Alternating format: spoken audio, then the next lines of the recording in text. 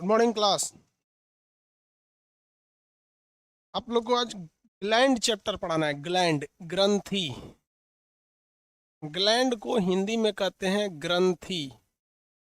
ठीक है, ग्रंथि होता क्या चीज है, ग्लैंड किसको कहा जाता है? हमारे शरीर में छोटे छोटे थैले के समान कुछ संरचना होती है जिसे हम ग्रंथि या ग्लैंड के नाम से जानते हैं।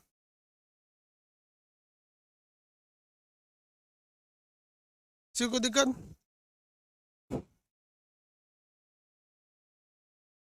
सर रिकॉर्डेड वीडियो नहीं दीजिएगा, ठीक है बाबू, नहीं देंगे। आगे देखिए, होता क्या बाबू ना, सुबह सुबह हमारे यहाँ, अभी तो पता ही है आपको, कहीं पे ऑफलाइन कोचिंग खुली नहीं, इसलिए हम लोग पटना में नहीं है, गांव में है। हमारे यहाँ गांव में ना केवल एक ही नेट का कनेक्शन है, BSNL, मतलब वाईफाई जो तार से आता है ना, तार से ब्रॉडबैंड वाला फाइबर ऑप्टिक्स, वो एक ही है। वो ससुरा सुबह या उसको कभी कभी ठंडा मार देता है फ्लक्चुएट करने लगता है, इसलिए कभी कभी डाल देते हैं। चलिए ध्यान दीजिए अब। ग्रंथि क्या होता है? ग्लैंड हमारे शरीर में छोटे छोटे थैले के समान संरचना होती है जिसे हम लोग ग्रंथि कहते हैं। क्या कहते हैं? ग्रंथि। ग्रंथि हमारे शरीर में एक छोटे से थैले के समान काम करती है।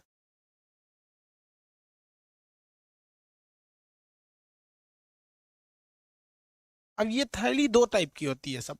एक होती है अंतःस्रावी ग्रंथि यानी इंडोक्राइन ग्लैंड, एक होती है एक्सोक्राइन ग्लैंड यानी बहिर्स्रावी ग्रंथि, एक होती है मिक्स ग्लैंड जिसे हम कहते हैं मिश्रित ग्रंथि। हम तीनों के बारे में पहले आपको समझा देते हैं, ठीक है? इंग्लिश हिंदी दोनों को दिक्कत नहीं होता है, लेकिन क्या है ना कि इंग्लिश वाला कसम खाया है कि जब तक हम इंग्लिश नहीं बोलेंगे तब तक नहीं समझेगा था, और वो भी पूरा इंग्लिश में नहीं समझता है सब। वो इंग्लिश वाले को चाहिए कि सर थोड़ा थोड़ा बीच बीच में हिंदी में समझा दीजिए। CBSE वाला बहुत नखड़ा करता है सब।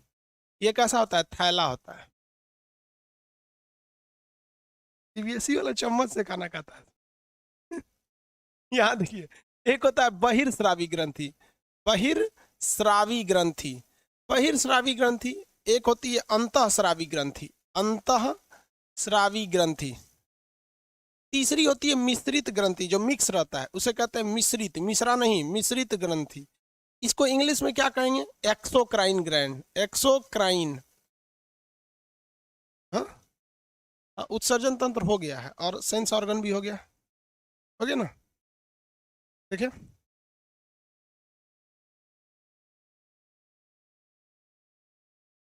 इससे पहले आप लोग को सेंस ऑर्गन तो हो ही गया ना, सेंस ऑर्गन रिकॉर्डेड था। उत्सर्जन तंत्र 2 बार हो गया था। इसे एक्सोक्राइन कहते हैं, इसको कहते हैं इंडोक्राइन, इंडोक्राइन ग्लैंड। इसे कहते हैं mixed gland, mixed gland, mixed gland. अब इसमें हम लोग एक एक करके परिभाषा समझ जाते हैं। आपको पता भी नहीं चला होगा, हम आपको ये पढ़ा दिए, आपको ये हम पढ़ा दिए, लेकिन आपको पता ही नहीं चला है। कैसे नहीं पता चला है? तो देखिए, ऐसी ग्रंथि यानी ऐसा थैला, शरीर में छोटे छोटे थैले होते हैं जिससे हमें एंजाइम निकलता हो। क्या निकलता है? एंजाइम, एंजाइम निकलता है। वैसी ग्रंथि जिससे हमारे शरीर में, ग्रंथि मतलब क्या होता है? थैला, पैकेट, जिससे हमारे शरीर में एंजाइम निकलता हो। और ये एंजाइम किसी खास नली के रास्ते निकलता हो, यानी डक्ट के रास्ते निकलता हो, यानी इसके निकलने का रास्ता अलग हो। तो जब किसी चीज के निकलने का रास्ता अलग होता है तो वो हमारी बॉडी के ब्लड में टच नहीं होती है, इसलिए ये कभी भी ब्लड से टच नहीं होती है। आपसे कहेगा क्या ये ब्लड से टच होती है? तो नहीं। यही 3 फार्मूला होता है, आप किसी भी ग्रंथि को पहचान सकते हैं। सबसे पहले ये देखना है कि उस ग्रंथि से क्या निकल रहा है। यदि हार्मोन निकलेगा, अगर क्या निकलेगा? हार्मोन, तो वो इंडोक्राइन हो जाएगा। अभी हम आपको एक भी हार्मोन के बारे में नहीं बताए हैं, समझ में आ गया कि नहीं? एंजाइम के बारे में तो, पाचन के बारे में 75 ठो एंजाइम बताए थे। तो एंजाइम निकलता है, और निकलने के लिए अलग एक डक्ट, डक्ट मतलब क्या होता है? नली। डक्ट मतलब क्या होता है? नली। एक अलग से नली होनी चाहिए निकलने के लिए। क्या होना चाहिए? एक अलग से नली होनी चाहिए, यानी क्या होना चाहिए? डक्ट होना चाहिए। और ये डक्ट के, अगर किसी चीज में क्या होगा? डक्ट होगा, तो कभी भी ब्लड से टच में नहीं आएगा, ब्लड से टच में वो नहीं आता है, किसी को कोई दिक्कत नहीं है। तो ये एंजाइम निकलेगा, डक्ट होना चाहिए, और वो ब्लड से टच में नहीं आएगा। एग्जाम्पल में देखिए, हमारे लार में एंजाइम होता है, आपको बताए थे 4 एंजाइम। चारों के नाम बताइए, देखते हैं कितना अच्छा से पढ़ते हैं लोग। लार में, हमारे सलाइवा में जो 1.5 लीटर लार निकलता है, 3 जोड़ी लार ग्रंथि होती है, जिसमें सबसे बड़ी लार ग्रंथि पैरोटिड होती है जो सांप में जहर का काम करने लगती है। लार ग्रंथि जो होती है उसमें एक सबमेंडिबुलर सबलिंगुअल होती है। इसमें 4 तरह के एंजाइम निकलते हैं, चारों के नाम चाहिए हमें। बकलोलवा कह रहा है LAT लेट, अरे बकलोलवा लेट तो पेंक्रियास से निकलता है, लाइपेज एमाइलेज ट्रिप्सिन। पॉलिटी का PDF आज आज क्या डाल देंगे आज आप लोगों को। बेवकूफ, चारों का नाम बताइए। हाँ, संदीप कुमार, संदीप कुमार का सही है। टाइलिन, डाइस्टेज, म्यूलिन, हाँ ठीक है। टाइलिन, डाइस्टेज, म्यूलिन और लाइसोजाइम।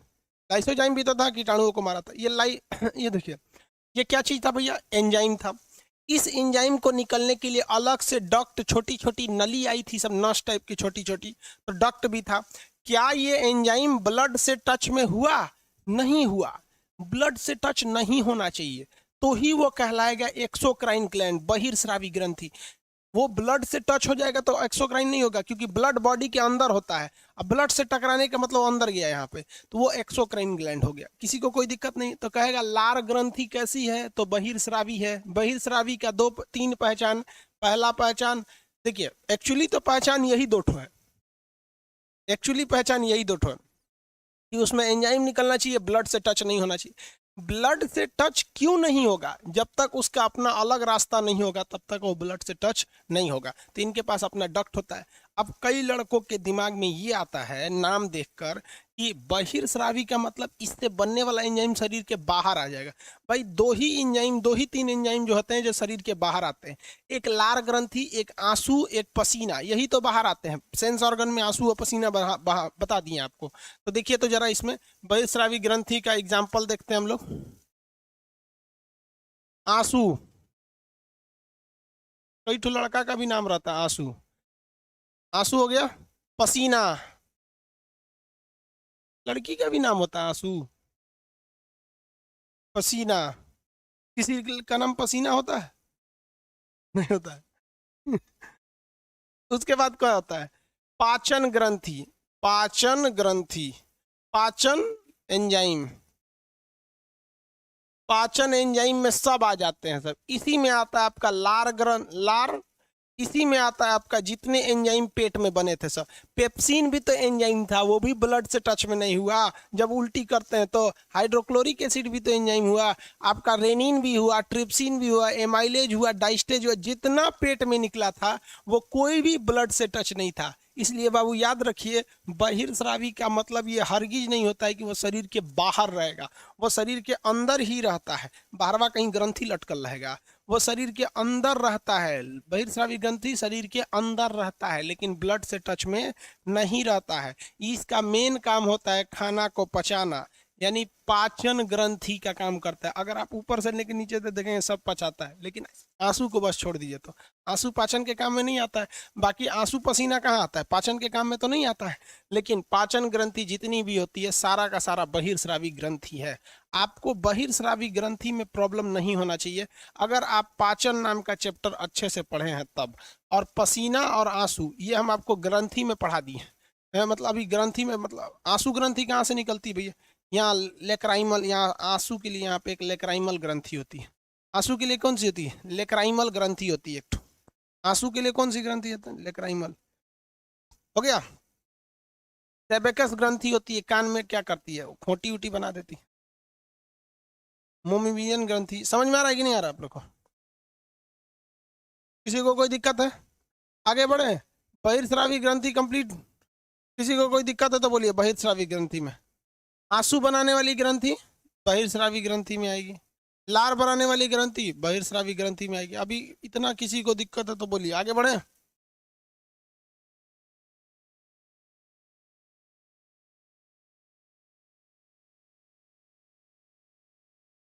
किसी को कोई दिक्कत? ये कौन कर रहे हैं? अर्जुन शर्मा। ये क्या प्रॉब्लम है कि मेरा रोज कनेक्ट करने में 5 मिनट लेट लग रहा है और उधर पढ़ाई चालू हो जा रही है? ये तो आपका प्रॉब्लम है, आपका नेट का प्रॉब्लम है। किसी को यहाँ तक में दिक्कत नहीं। अब आगे बढ़ते हैं। देखिए, कान में जो खोटी बनता है वो भी तो ब्लड से टच में नहीं होता, वो भी एक तरह का एंजाइम होता है। भले पाचन का काम नहीं करता है लेकिन वो क्या होता है? एंजाइम होता है। तो वो कान का जो खोटी बनाने वाली जो ग्रंथि होती है, ये भी कौन सी है? बहिर्स्रावी ग्रंथि। आंसू बनाने वाली बहिर्स्रावी ग्रंथि, लार बनाने वाली बहिर्स्रावी ग्रंथि, पाचन करने वाली एक्सोक्राइन ग्लैंड। ये सब की सब ग्लैंड कैसी हैं? सब एक्सोक्राइन ग्लैंड है। सब कैसी ग्रंथि है? सब एक्सोक्राइन ग्लैंड। किसी को कोई दिक्कत नहीं है। अब आते हैं हम इंडोक्राइन ग्लैंड पर। किस पर?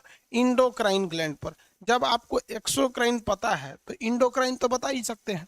इंडोक्राइन बस उसका क्या कर देना से जाके टच हो जाता है। किसी को कोई दिक्कत? इसी वजह से ये पूरे बॉडी में अच्छे से मिल जाता है, जबकि एंजाइम पूरी बॉडी में अच्छे से नहीं मिलेगा। अब जैसे पेट में निकल रहा है आपका पेप्सिन, तो आप कहेंगे हाथों में पेप्सिन मिल जाए, नहीं, वो पूरे अच्छे से नहीं मिलेगा। लेकिन ये वाला क्या है? हार्मोन पूरे बॉडी में अच्छे से मिल जाता है। इस क्योंकि ये कहाँ जाके मिल जाता है? ब्लड से। कहाँ जाके मिलेगा? ब्लड से मिल जाता है। तो आपको कहेगा इंडोक्राइन की पहचान, तो पहली पहचान इससे निकलेगा हार्मोन। इसमें डक्ट न होने के कारण ये ब्लड से जाके टच हो जाता है और पूरी बॉडी में अच्छे से मिल जाता है और हार्मोन का प्रभाव पड़ जाता है। तो हार्मोन को कंट्रोल किसके द्वारा किया जाता है? अंतःस्रावी यानी इंडोक्राइन से या फिर एक्सोक्राइन बहिर्स्रावी से? तो आप तो इतने अब बेवकूफ थोड़ी हैं, आराम से बता ही सकते हैं।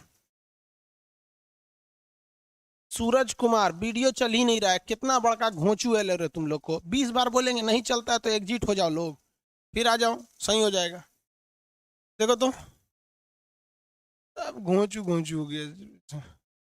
ऑनलाइन के लिए सीबीएसई वाला होशियार है सब। वहाँ सब समझे में नहीं आता। 20 बार लोल सबको समझाते हैं कि जब नहीं चले, तुम्हारे यहाँ का नेट प्रॉब्लम है, एक बार एग्जिट हो जाओ, एप्लीकेशन बंद करके हट जाओ, फिर जाके खोलो, हो जाएगा। आके कह देता है ऐसे नहीं चल रहा है लोल। जब को हमको समझ में नहीं आता है। शादी ब्याह होगा तो क्या कहेगा? मान लो लड़का वड़का नहीं होगा तो पड़ोसी से जाके कहेगा हमारा लड़के ना हो रहा है, तो पड़ोसी मदद कर देगा। इन्हीं सब का फायदा उठाते हैं सब पड़ोसी से हम। थोड़ा सा नॉर्मल चीज है, अपने से दिमाग नहीं लगाता है। सब बीचवा में बोलेगा तो मैंने हम पढ़ैया छोड़ के उनको समझाएं कि वीडियो कैसे चले, इसका पड़ोसी बहुत फायदा करेगा। चलिए देखिए, हार्मोन वगैरह इसकी पहचान समझ में आ गया। अब ये जो है ना, ये हम आपको पढ़ाए नहीं है अभी, तो ये हम आपको पढ़ाए नहीं है, जबकि हम आपको बहिर्स्रावी ग्रंथियों के बारे में हम आपको क्या कर दिए थे? पढ़ा दिए थे। इतना समझ में आ रहा है कि नहीं आ रहा है? किसी को कोई दिक्कत नहीं है?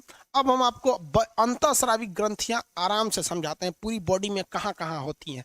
और मैक्सिमम क्वेश्चन जो आता है वो अंतःस्रावी ग्रंथि से आता है, क्योंकि बहिर्स्रावी ग्रंथि से क्वेश्चन आने के चांसेस कम रहते हैं, क्योंकि बहिर्स्रावी ग्रंथि हम एंजाइम यानी पाचन नाम के चैप्टर में ऑलरेडी कर लिए होते हैं। पसीना और आंसू ये हम सेंस ऑर्गन में अलग से पढ़ लिए रहते हैं। समझ में आया कि नहीं आ गया? कान वगैरह के बारे में सब सेंस ऑर्गन में बता दिए, सेंस ऑर्गन में A to Z कान के बारे में बता दिए। चलिए अब आगे आते हैं हम लोग अंतःस्रावी ग्रंथि के बारे में। अंतःस्रावी ग्रंथियां शरीर में कई जगह पाई जाती हैं, बेसिकली नॉट हो इसकी फेमस होती हैं सब। देखिए इसमें सबसे पहले आता है आपका ब्रेन से स्टार्ट करते हैं। सबसे पहले कहाँ से स्टार्ट करते हैं? ब्रेन से। देखिए ब्रेन में 2 ठो हो जाएगा। ब्रेन में कौन सा हो जाएगा? 2 ठो, 3 ठो ब्रेन में मिलेगा, लेकिन पहले 2 ठो पढ़ाते हैं, तीसरा सबसे बाद में पढ़ाएंगे पीयूष ग्रंथि, क्योंकि बहुत बड़ा है, सोचा कॉम्प्लिकेटेड कर देता है। ब्रेन में एक होता है हाइपोथैलेमस। क्या चीज? हाइपोथैलेमस। हाइपोथैलेमस बताइए भैया, हाइपोथैलेमस किसका हिस्सा है? ब्रेन के कौन से पार्ट का हिस्सा है? फ्रंटियल यानी अग्र मस्तिष्क का, कि मध्य मस्तिष्क का, कि पश्च मस्तिष्क का? हाइपोथैलेमस किस ब्रेन का हिस्सा है? जल्दी आंसर दीजिए।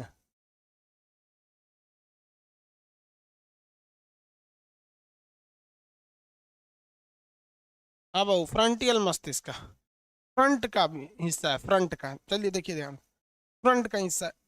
ये हाइपोथैलेमस के हम सारे काम आपको बता दिए थे कि ये अंदर में गर्मी, अंदर में ठंडा, ये सारी चीजों को कंट्रोल करता है। ये प्रेम, घृणा, भूख, प्यास, पसीना, पेशाब, सब चीज को कंट्रोल करता है आपका हाइपोथैलेमस। साथ ही साथ ये जितने भी ग्लैंड हैं, जितने भी ग्लैंड है कंट्रोल करता है। किसे कंट्रोल करता है? जितने भी इंडोक्राइन ग्लैंड है, जितने भी अंतःस्रावी ग्लैंड होती हैं, सब उन सब को कंट्रोल करता है, इंडोक्राइन ग्लैंड को।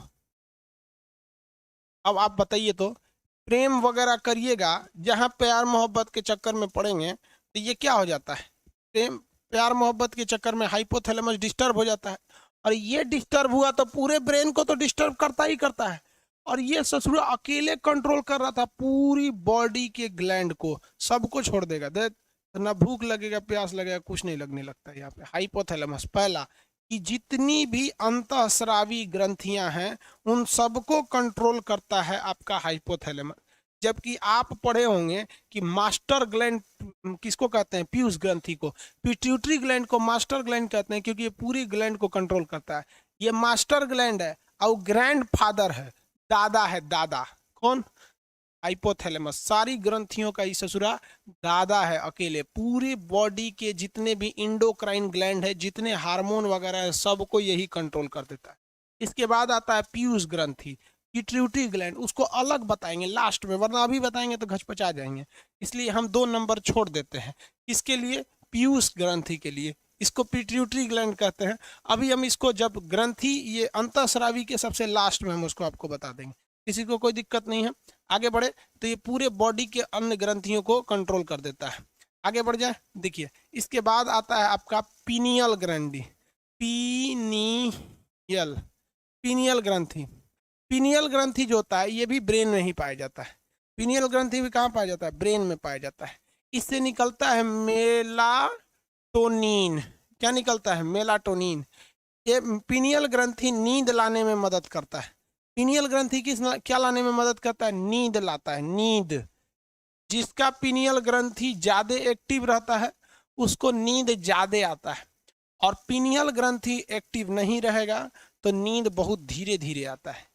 ये वक्त के साथ साथ कम पड़ते जाता है, वक्त के साथ साथ घटते जाता है, इसलिए इसे बायोलॉजिकल ग्लैंड कहते हैं।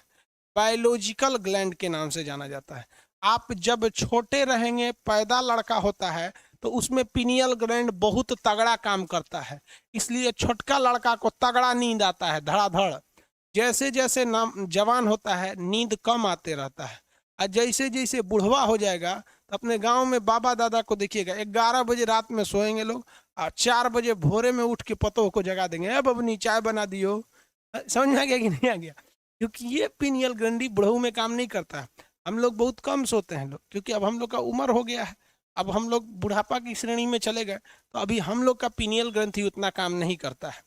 जबकि छोटे बच्चों में पीनियल ग्रंथि धड़ाधड़ काम करता है। इसलिए आप देखेंगे कि छोटा बच्चा अगर नींद में से उठ गया, इसे झांकने लगा, तो उसके ऊपर आदमी ऐसे ऐसे पीट देता है, सो जा सो जा सो जा सो जा बाबू बाबू, सूझ जाता है वो। तो नहीं हम लोग का नींद खुल गया, कोनो पीट दे, हाँ सो जा सो जा सो जा, उठ के दूझा पड़ देते हैं, छोटा कहीं का डिस्टर्ब क्या कर रहा है रे। देखिए छोटका बच्चों में जितना हिलाइएगा ना, उसका पीनियल ग्रंथि से मेलाटोनिन निकलेगा, आराम से सो जाएगा। हम लोग को जितना हिलाएंगे और डिस्टर्ब हो जाएगा। तो पीनियल ग्रंथि को हम बायोलॉजिकल ग्रंथि कहते हैं। इससे कौन सा हार्मोन निकलता है, मेलाटोनिन हार्मोन। नींद नहीं आएगा, अगर ये गड़बड़ हो गया ना तो फिर नींद आपको नहीं आएगा। कुत्तों में पीनियल ग्रंथि नहीं पाई जाती है, एकदम नाम मात्र के लिए नहीं पाई जाती, इसलिए कुत्ता सोता नहीं है। घोड़े में पीनियल ग्रंथि की मात्रा बड़ी होती है, तो घोड़ा देखिए अगर खड़े सूझ जाता है, घोड़ा को उसका मालिक बांध देगा ना तो सो जाएगा, और उसको इतना नींद सोता है कि घोड़ा सब कि उसका मालिक हाँकता है तो नींदे में दौड़ जाता है, क्योंकि तो बना ही रहता है, अपने से इशारा करता है। और घोड़ा के साइड साइड में ना देखिएगा ना तो ऐसे काला रंग का वो आँखिया के पास पट्टी लगा देता है, क्योंकि घोड़ा बहुत आवारा होता है। इधर उधर घोड़ी को देखेगा ना तो खेते में उतर जाएगा एक्का उक्का लेके, इसलिए उसको सीधे कर देता है।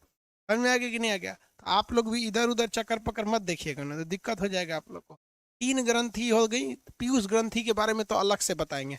पीनियल ग्रंथि, ब्रेन में कितनी ग्रंथि, तीनों एक के पास पाई जाती हैं सर, तीनों एक पास पाए जाते हैं सर, यहीं पे मतलब कि दोनों ओर से इसे कोंच के घुसिएगा ना तो अंदर ही मिलेगा यहाँ पर। तो ये पीनियल ग्रंथि, ब्रेन में 3 ग्रंथियां, हाइपोथैलेमस सारे इंडोक्राइन ग्लैंड को कंट्रोल किया, पीयूष ग्रंथि पूरी बॉडी को कंट्रोल किया, अभी इसके बारे में डिटेल से बताएंगे। पीनियल ग्लैंड से निकला मेलाटोनिन ये नींद लाने में मदद करता है, और इसे हम लोग बायोलॉजिकल ग्लैंड के नाम से भी जानते हैं। कौन सा ग्लैंड कहते हैं इसे, बायोलॉजिकल ग्लैंड के नाम से जानते हैं। कंप्लीट, आगे बढ़े।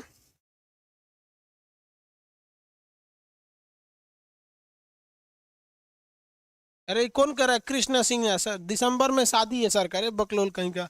कौन बोल दिया आपको कि हमरा दिसंबर में शादी है, हद है भाई। अभी हमको शादी ब्याह करेंगे, अभी कम से कम 2 साल तक कुछ ना करेंगे।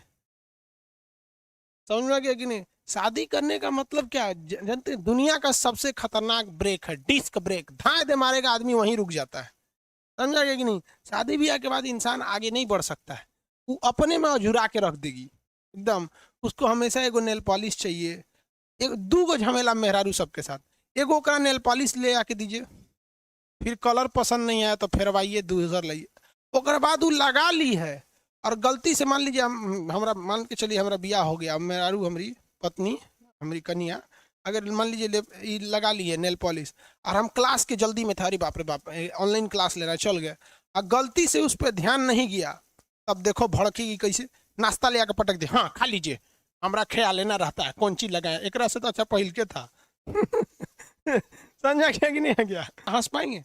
कोई आदमी शादी बाद खुशहाल नहीं रह सकता है, वो अपने में अझुरैले रहेगी। आप आज से नहीं, इतिहास गवाह है, जब महात्मा बुद्ध को ज्योतिषी ने बता दिया था कि ये बहुत विद्वान बनेगा, आध्यात्म की ओर जाएगा, उसे अच्छा कर बियाह करा दीजिए। देखिए ज्योतिष ने क्या कहा, बहुत विद्वान बन के घर छोड़ देगा, इसलिए बियाह कराइए, मतलब बियाह करा देंगे तो विद्वान नहीं बन पाएगा, अपने में अझुरैले रहेगी, है कि नहीं? सारा सारा दिन तुम काम करोगे, रात में तुम आराम करोगे, तो अपने में अझुरैले रहती है, तो इसलिए शांति से, अभी कुछ टेंशन नहीं। आगे देखिए हम लोग आगे बढ़े। ये हाइपोथैलेमस हो गया, किसी को दिक्कत, लड़की से बुरा मान जाती है सर कि हमको, सर हम लोग को उल्ट वो बोलते हैं, हम गलत थोड़े बोलते हैं। चलिए अब गटई में आते हैं। ये जो गटई है, घेंटी, गर्दन, सीबीएसई बोर्ड वाला कहता है नेक, और बायोलॉजिकल नाम होता है इसका थ्रोट।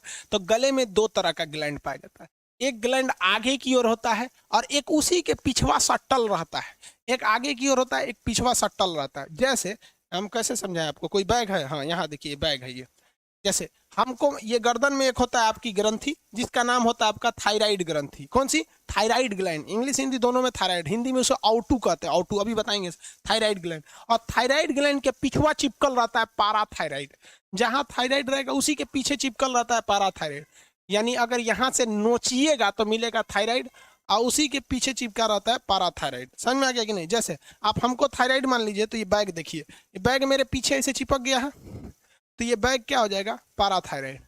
बैग क्या हो गया? पाराथायराइड। हम क्या हो गए? थायराइड। तो थायराइड ग्लैंड के जस्ट पीछे क्या होता है? पाराथायराइड होता है। किसी को कोई दिक्कत नहीं, थायराइड से जस्ट पीछे क्या होगा? पाराथायराइड हो जाएगा। आगे बढ़ जाए तो अब ये थायराइड और पाराथायराइड करते क्या है सब? ये तो बैटरी चेंज की,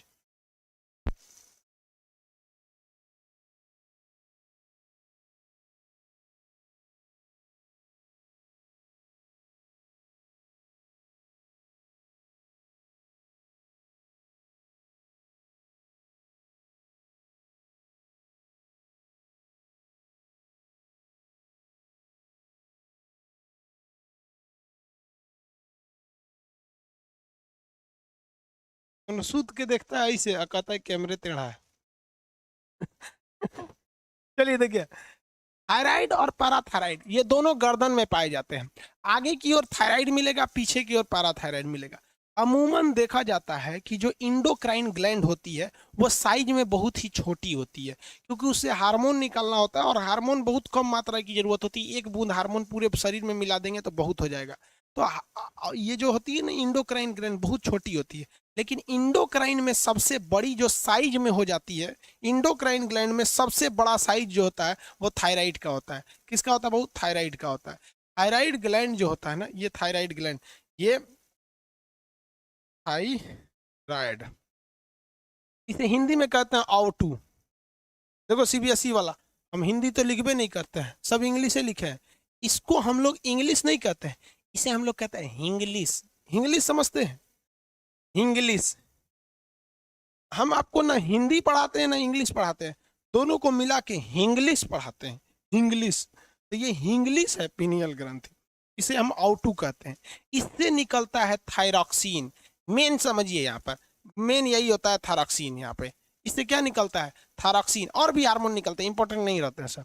तो ये याद रखने का सिंपल तरीका, थायराइड से क्या निकलेगा? थायरॉक्सिन।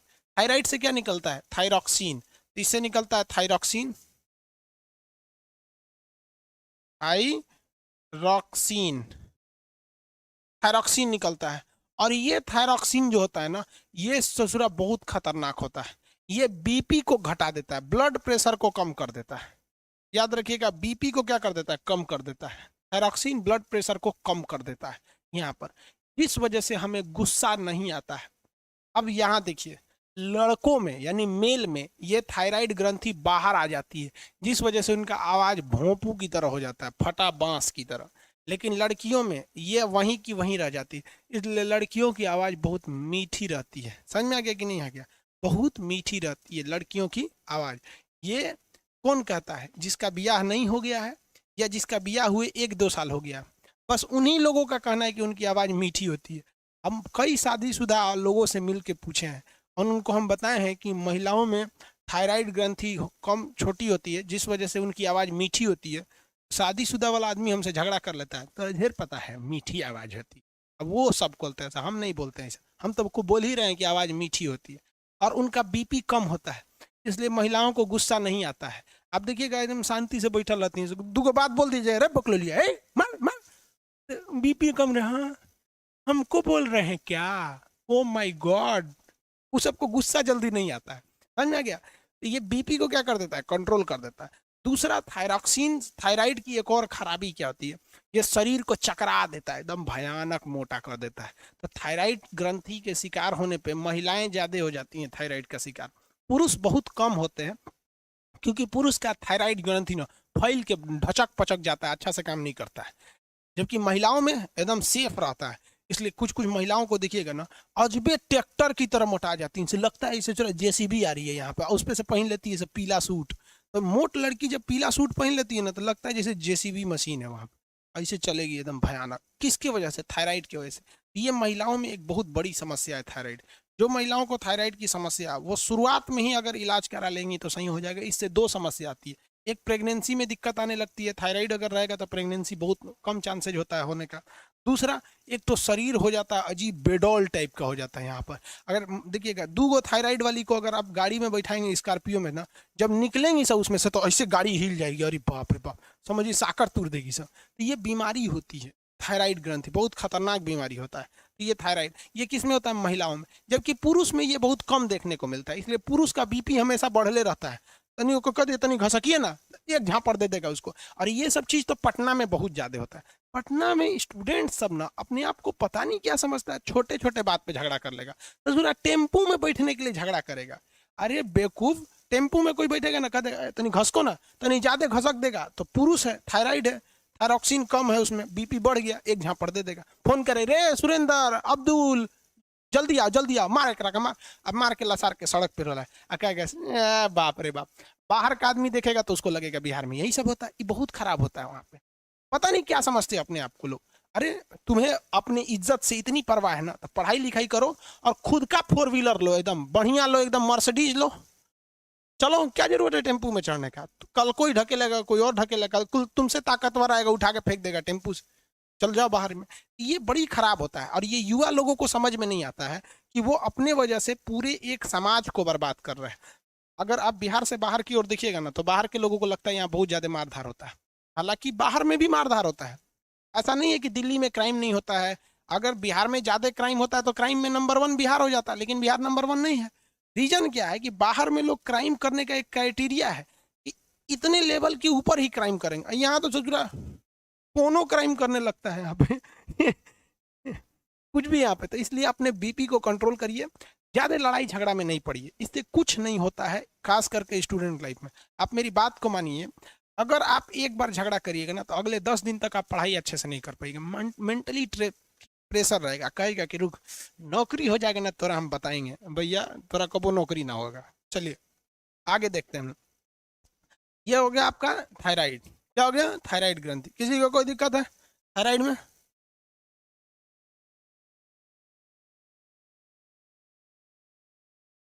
सर हार्मोन का हम लोग का प्रॉब्लम देखिए भाई, आपके यहाँ नेट का प्रॉब्लम है, बाकी सब लड़का क्लास कर रहा है ना। पाराथायराइड, पाराथायराइड, पाराथायराइड को क्या कहते हैं? पारा आउटू। अरे भाई इसको आउटू कहते हैं तो इसको पारा आउटू कहते हैं। ये हमारे शरीर में कैल्शियम और फास्फोरस की मात्रा को नियंत्रित करता है। कैल्शियम और फास्फोरस की मात्रा को क्या करता है, नियंत्रित करता है।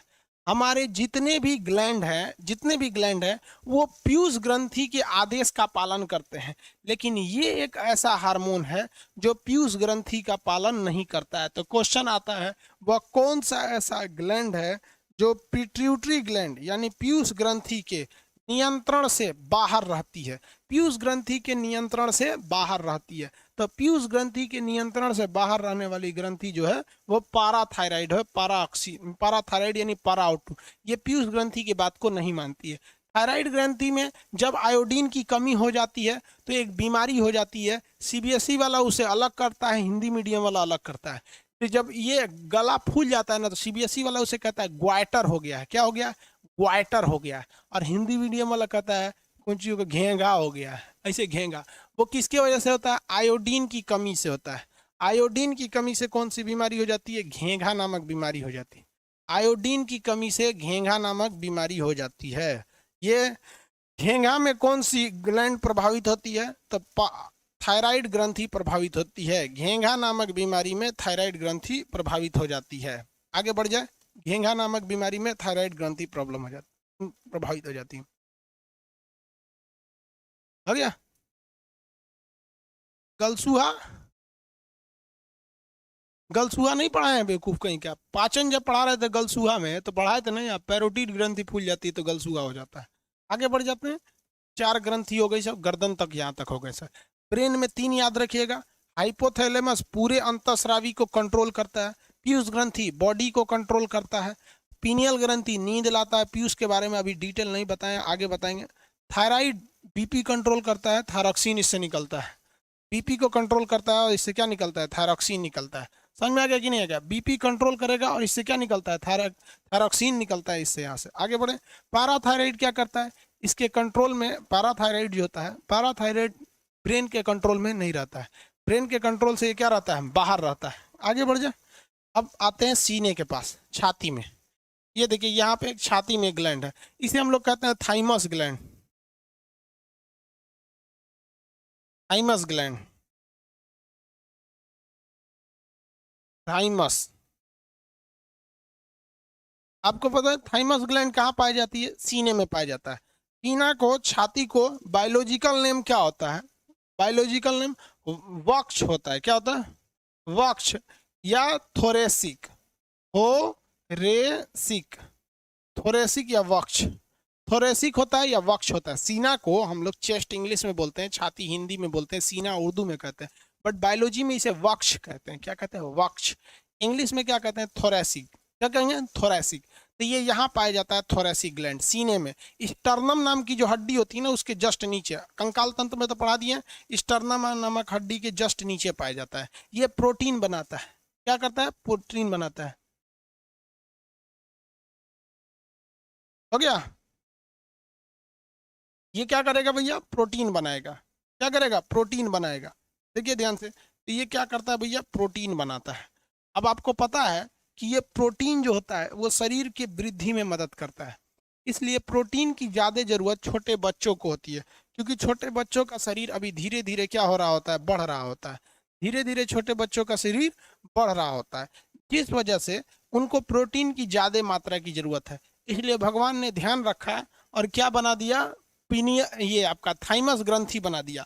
और ये थाइमस ग्रंथि केवल 15 साल के एज तक काम करता है। 15 साल के बाद थाइमस ग्रंथि काम नहीं करता है। क्यों नहीं काम करता है, देखिए 15 साल के बाद बच्चों को प्रोटीन की उतनी जरूरत नहीं होती है, इसलिए थाइमस ग्रंथि उतना एक्टिव नहीं रहता है। आगे बढ़े। थाइमस ग्रंथि कितने साल की उम्र पर काम करती है, 15 साल की उम्र तक। क्या बनाती है, प्रोटीन। इसलिए छोटा जो बच्चा होता है, छोटे बच्चे, उन छोटे बच्चों को अगर आप खाना दीजिए चाहे मत दीजिए, हमेशा फुर्तीला रहते हैं। देखेंगे ना, उसकी मम्मी पीटेगी उसको, 2 बजे नाश्ता करेगा वो छोटका बच्चा सब, क्योंकि छोटे बच्चे के अंदर जो प्रोटीन है, चाहे वो गरीब का बच्चा है चाहे वो अमीर का बच्चा है, तो छोटा बच्चा के अंदर जो प्रोटीन की जो मात्रा है, इसको कौन कंट्रोल कर देता है, थाइमस ग्रंथि कंट्रोल कर देती है। कौन कंट्रोल कर देगा, थाइमस ग्रंथि से कंट्रोल कर देती है। आगे बढ़ जा। क्या हम लोग में थाइमस ग्रंथि काम कर रही है, नहीं कर रही है। इसलिए अगर हमको भूख लगेगी तो हमें हर हाल में खाना खाना पड़ेगा। प्रोटीन की कमी होगी तो दिक्कत हो जाएगा। बूढ़े लोगों में भी प्रोटीन की ज़्यादा ज़रूरत होती है क्योंकि उनका शरीर अब टूट रहा होता है, प्रोटीन की ज़्यादा ज़रूरत है। तो ये जो होता है आपका थाइमस ग्रंथि, ये केवल छोटे बच्चों में काम करता है और उनमें प्रोटीन की मात्रा को भर देता है। देखिए ऊपर वाला कितना होशियार था।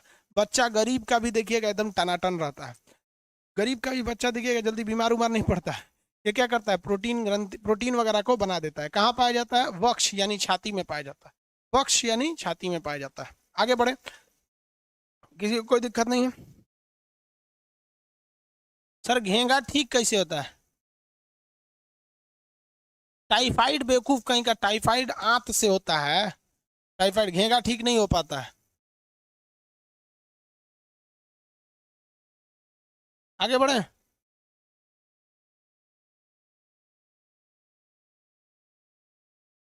किसी को कोई दिक्कत नहीं ना?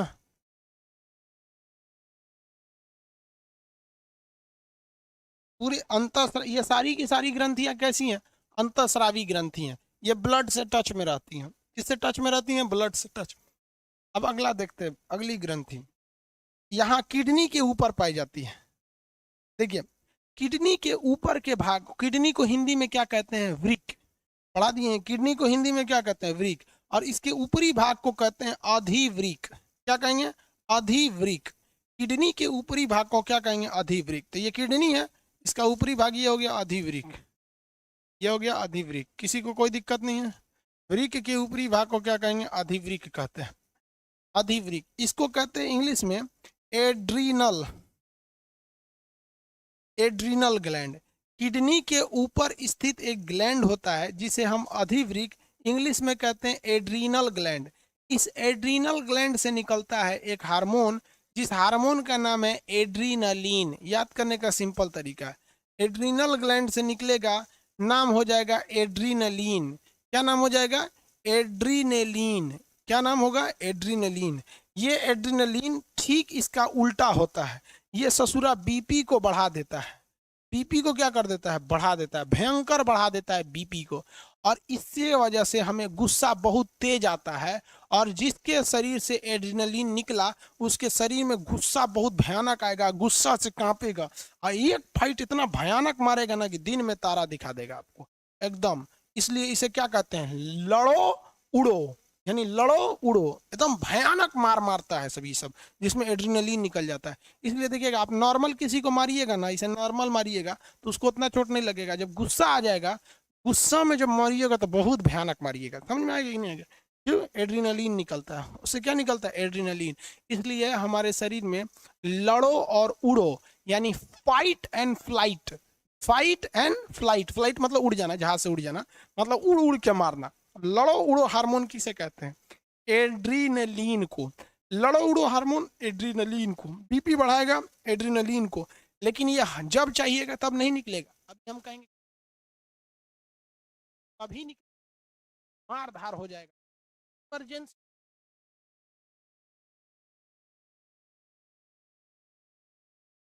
इमरजेंसी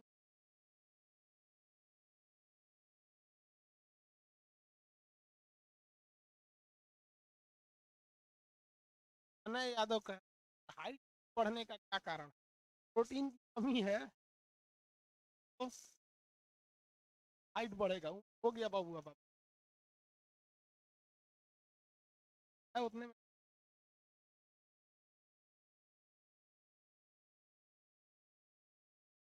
मिर्जापुर रद्दा बराबर है क्या, इमरजेंसी होता है।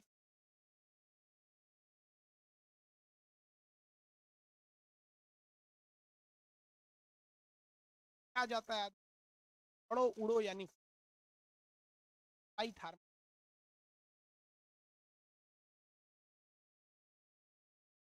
हक आंसर, हक। फटाफट बताइए।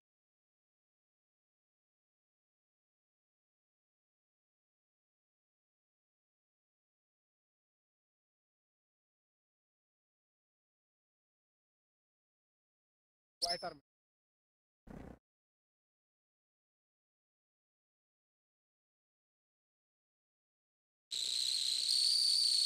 थायराइड कौन सा ऐसा जो आउट ऑफ कंट्रोल है,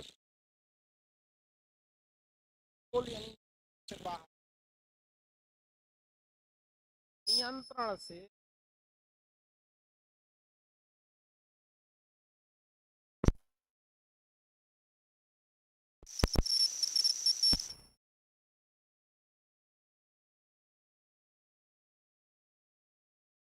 कौन सा ऐसा जो आउट ऑफ कंट्रोल है, यानी ग्रंथि से बाहर, इस ग्रंथि से बाहर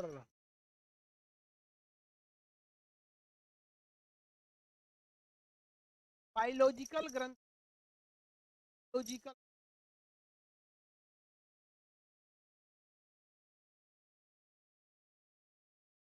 ग्रंथि तो biological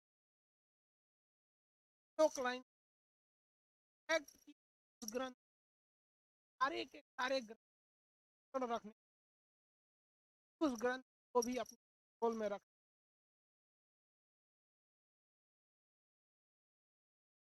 hypothalamus, very good, hypothalamus होता है वो पीयूष ग्रंथि को भी कंट्रोल करता है। मास्टर ग्लैंड किसे कहते हैं? मास्टर ग्लैंड, फटाफट आंसर देना है, मास्टर ग्लैंड किसे?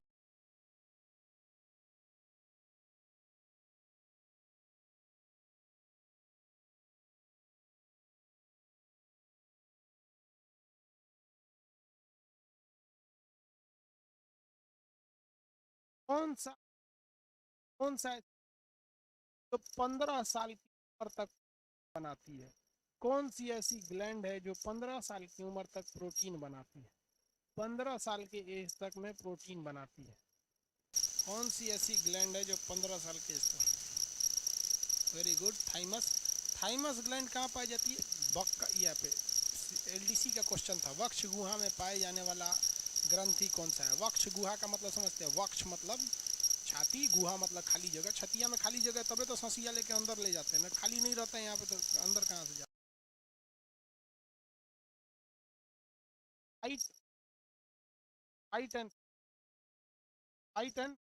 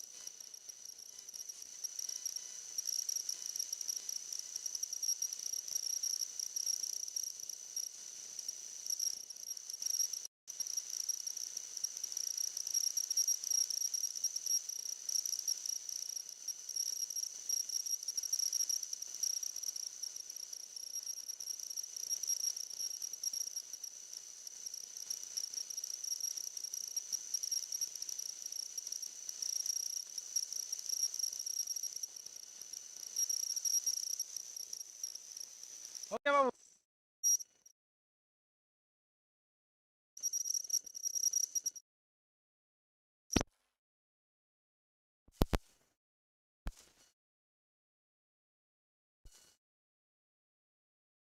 बाबू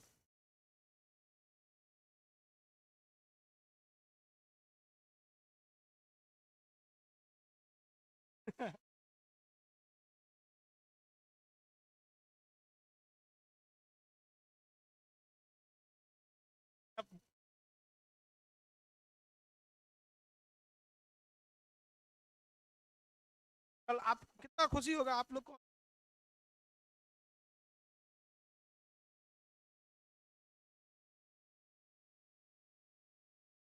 यहाँ तक याद रहेगा ना बाबू आपको? दिक्कत नहीं है। इसके बाद बचता है और गोनाल ग्लैंड। आज इतना ही बताते, इसलिए आप पहले इसको रिवाइज कीजिए, फिर इसको कल बताएंगे आगे। इसका कंप्लीट ग्लैंड कल कंप्लीट कर देंगे। मतलब पीयूष ग्रंथि जो छोड़े हुए हैं वो थोड़ा सा कॉम्प्लिकेटेड है, इसलिए पहले छोटा छोटा चीज को निपटा देते हैं, तो उसको भी आपको लगेगा कि बहुत